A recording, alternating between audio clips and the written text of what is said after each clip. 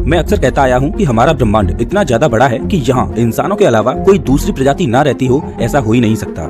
दुनिया भर के सभी वैज्ञानिक मेरी इस बात से सहमत होंगे। अब ये कहना बहुत मुश्किल है कि ये एलियन जीव हम इंसानों जितने समझदार हैं या हमसे भी ज्यादा इंटेलिजेंट और एडवांस हैं। ऐसा भी हो सकता है कि ये प्रजातियां अभी केवल छोटी छोटी माइक्रो ऑर्गेनिज्म से ज्यादा बढ़कर कुछ भी ना हो। जो भी हो, ये बात तो पक्की है कि ये प्रजातियां हमारी धरती से कई करोड़ों किलोमीटर दूर रहती हैं। इंसानों को अपने ही सोलर सिस्टम में मार्स पर जाने के लिए 8 महीने से ज्यादा का समय लग जाता है। वॉयेजर 1 जो इंसानों द्वारा बनाया गया आज का सबसे दूर का स्पेस मिशन है, उसे भी हमारे सोलर सिस्टम के प्लैनेट्स को क्रॉस करने में 40 साल से ज्यादा का वक्त लग गया। अगर कोई एडवांस्ड और इंटेलिजेंट प्रजातियां हमारे ब्रह्मांड में मौजूद हैं, तो वो हमसे कई प्रकाश वर्ष दूर होंगी। अब मैं आपसे ये पूछना चाहता हूँ कि क्या ऐसा नहीं हो सकता कि ये प्रजातियां पहले ही हमारी धरती पर आ चुकी हों, लेकिन बदकिस्मती से ये उस वक्त आए हों जब धरती पर किसी जीवित प्रजाति का अस्तित्व ही नहीं था। चलिए मान लेते हैं कि एक एलियन वैज्ञानिक कुछ करोड़ों सालों के बाद अक्सर धरती का चक्कर लगाकर चला जाता है, तो ऐसे में इन करोड़ों सालों में उन्हें धरती पर कौन से बदलाव दिखाई देंगे? इस एलियन वैज्ञानिक की नजर से हमारी धरती ने किस तरह से इवॉल्व किया होगा? आज की वीडियो में हम यही जानने की कोशिश करेंगे, तो बस बने रहिए मेरे साथ वीडियो के अंत तक। अगर आप धरती की टाइमलाइन को कुछ करोड़ साल पीछे करके देखें, तो आज जिसे हम अपना घर कहते हैं वो आपकी पहचान में भी नहीं आएगा। चलिए देखते हैं कि हम अपनी धरती को उस तरह से रिकंस्ट्रक्ट कर पाते हैं या नहीं, जिस तरह से उस एलियन वैज्ञानिक ने इसे पहली बार देखा होगा। अब क्योंकि ये वैज्ञानिक हमसे करोड़ों सालों की दूरी पर रहता है, इसीलिए वो कुछ बिलियन सालों में केवल एक बार ही धरती पर आ पाएगा और यहाँ के वातावरण में जीवों को ऑब्जर्व कर पाएगा। सबसे पहली बार ये वैज्ञानिक 4.5 बिलियन साल पहले यानी 450 करोड़ साल पहले धरती पर आया होगा। उस वक्त धरती एक आग के गोले से ज्यादा कुछ नहीं थी। मैं यकीन के साथ कह सकता हूँ कि इस एलियन वैज्ञानिक ने धरती को एक नजर देखते ही कह दिया होगा कि यहाँ पर किसी भी तरह का जीवन नहीं पनप सकता। हमारी धरती अभी बहुत यंग है, इसको बने हुए अभी 100 मिलियन साल भी नहीं हुए हैं। धरती का वातावरण ज्यादातर हाइड्रोजन और हीलियम से बना हुआ है। धरती ने अब तक अपने मैग्नेटिक फील्ड को पैदा नहीं किया है, इस वजह से सूरज की किरणों ने इसे रेडिएशन का मैदान बना दिया है। इसके अलावा हमारी इस आग के गोले जैसी धरती पर लगातार एस्ट्रॉइड्स और कॉमेट्स गिर रहे हैं। इन बड़े बड़े पत्थरों की वजह से धरती और ज्यादा बड़ी होती जा रही है। इस प्रोसेस को वैज्ञानिक भाषा में एक्रीशन भी कहा जाता है। अगर हमारे एलियन मेहमानों ने धरती को इस स्थिति में देखा होगा, तो उन्होंने तुरंत इस बात को स्वीकार कर लिया होगा कि यहाँ पर जीवन का जन्म नहीं हो सकता। लेकिन मैं उनकी इस बात से सहमत नहीं हूँ। यही वो समय था जब धरती पर जिंदा जीवों के छोटे छोटे कणों का आगमन हुआ था। जो एस्ट्रॉइड्स धरती से टकरा रहे थे, उनके अंदर एक चमत्कारी चीज थी जो धरती के रंग रूप को बदलने वाली थी, वो था पानी। मैं मानता हूँ कि धरती पर आया हुआ ज्यादातर पानी इन एस्ट्रॉइड से नहीं आया था, लेकिन फिर भी माना जाता है कि बहुत सारे जरूरी केमिकल्स इन्हीं के द्वारा धरती पर आए थे। एक थ्योरी के मुताबिक सूरज की किरणों से जो हाइड्रोजन आयंस निकलते थे, उन्होंने इन एस्ट्रॉइड्स के साथ मिलकर धरती की सतह पर ऑक्सीजन के एटम्स को जन्म दिया और पानी को पैदा किया। इसके बाद जैसे जैसे धरती ठंडी होती गई, वैसे वैसे हैवी एलिमेंट्स सतह के अंदर जाने लगे और लाइटर कंपाउंड्स जैसे कि पानी सतह के ऊपर आने लगे। उस वक्त में भी ज्वालामुखी फटते थे और उन्होंने कार्बन डाइऑक्साइड, अमोनिया और वाटर वेपर जैसे जरूरी एलिमेंट्स को धरती के वातावरण में छोड़ दिया। बस फिर क्या था, बारिश के रूप में इस पानी ने धरती पर बड़े बड़े समुद्र बना दिए। अगर हमारे एलियन वैज्ञानिक सच में एडवांस्ड थे, तो उन्होंने धरती के इस पोटेंशियल को देख लिया होगा और प्लान किया होगा कि यहाँ कुछ सालों के बाद वापस आना चाहिए। चलिए अब इमेजिन करते हैं कि हमारे एलियन वैज्ञानिक 250 करोड़ साल पहले एक बार फिर से धरती पर आए थे। अब उन्हें क्या देखने को मिलेगा?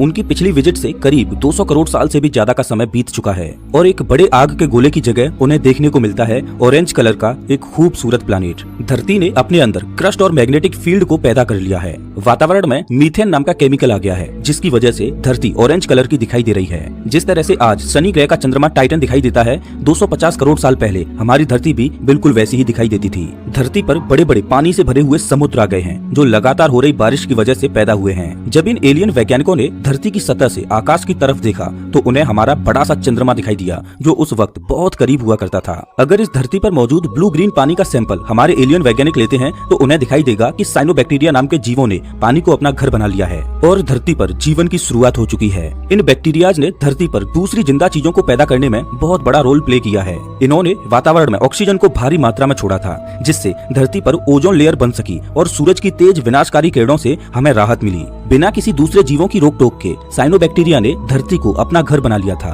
वो सोलर एनर्जी की मदद से कार्बन डाइऑक्साइड और पानी को जरूरी न्यूट्रिएंट्स में तब्दील कर रहे थे और बदले में वातावरण को और ज्यादा ऑक्सीजन से भर रहे थे। अब हमारे एलियन वैज्ञानिकों को यकीन हो गया था कि धरती का रंग रूप पूरी तरह से बदलने वाला है और वो एक बार फिर से भविष्य में यहाँ पर आने का प्लान बनाते हैं।